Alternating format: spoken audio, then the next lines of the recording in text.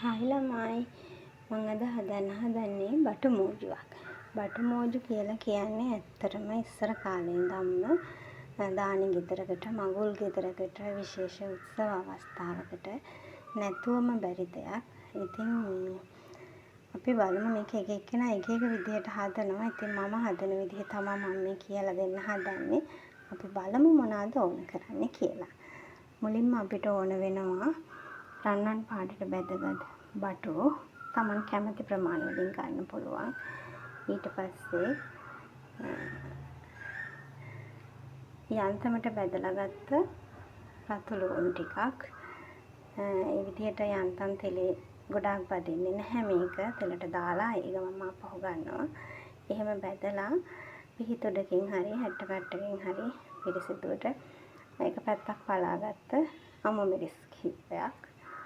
තලාගත්ත ඉඟුරු සුදු ලුණු, රම්පේ කරපිංචා, කුරුඳු පොතු, එනසාල්, කරාඹු නැටි, ලුණු ස්වල්පයක්, කෑලි මිරිස් ටිකක්, විනාකිරි, රස පදමට තමන්ට අවශ්‍ය ප්‍රමාණයට සීනි.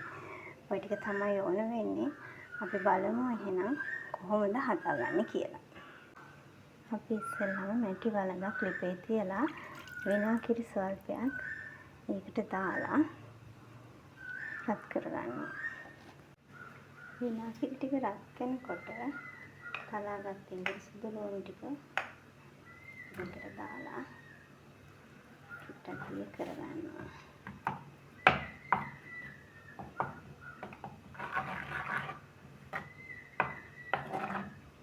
ඒකටම රම්පේ කරපිංචා, කුරුඳු පොතු, එනසාල්, කරාඹු නැටි මේ ඔක්කොම ද්‍රව්‍ය ටික එකතු කරගන්න.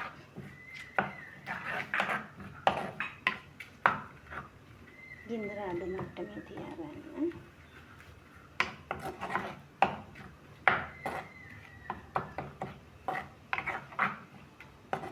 ඊට පස්සේ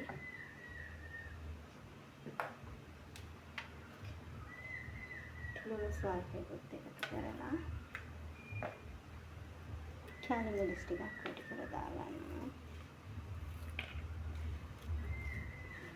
බටු එකේ විනාකිරි වල රසයි, කෑලි මිරිස් වල සැරයි, සීනි වල රසයි ඔය ටිකම එකට කලවුනහම තමයි ඒකේ අමුතු රසයක් එන්නේ.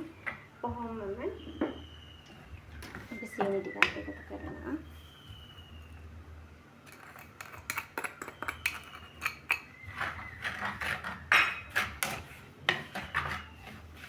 මේක සීනි එක පොන්න එකක් වගේ වෙලා චුට්ටක් රත් වෙන මට්ටමට තියාගන්න ඕනේ. සීනි එක ඕන වෙනකොට දිය ගතියක් එනවා. ඒක බෙහෙල් දාලා නටනකම් චුට්ටක් අපි රත් කරගන්නවා.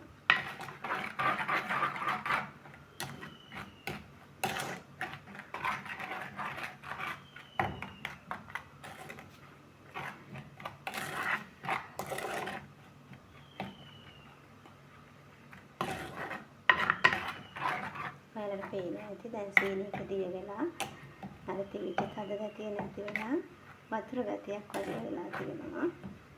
දැන් මේ බුබුලු දාගෙන ඒ ටික හොඳට පැහැෙන මට්ටමට එනකන් අපි මේක ලිපේ තියලා ගන්නවා.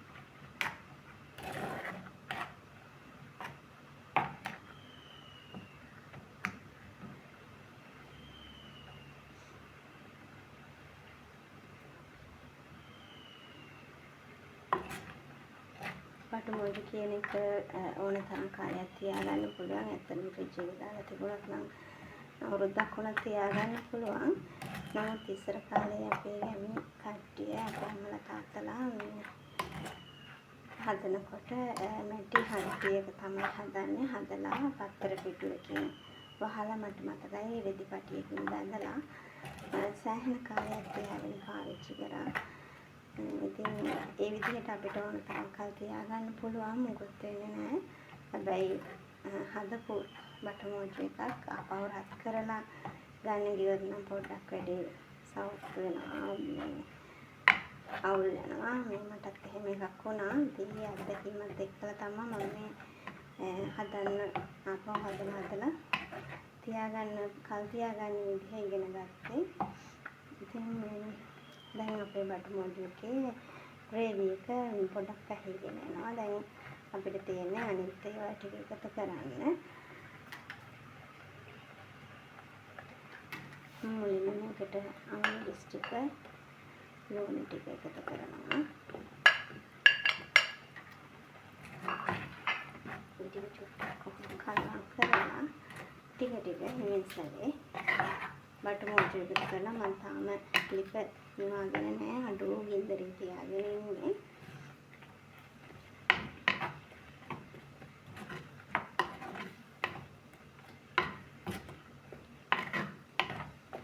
දැන් අපිට පුළුවන් ලිප සම්පූර්ණයෙන් ඔෆ් කරන්න.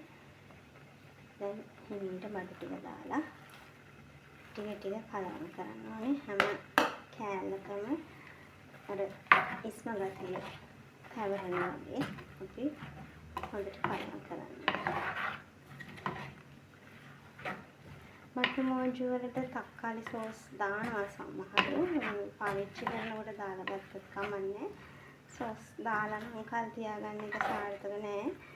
පාවිච්චියට ගන්න වෙලාවේ සෝස් ටික දාලා කැමට ගන්න එක තමයි හොඳම දේ. සෝස් නැතත් ගැටලුවක් නෑ, මේක රසයි. ඉතින් ඔන්න අපේ බටු මොජු එක හදලා ඉවරයි. මේ තමයි අවසාන පෙනුම. ලස්සනයිනේ. ඒ වගේම හරිම රසයි. ඔයාලත් හදලා බලන්නකෝ.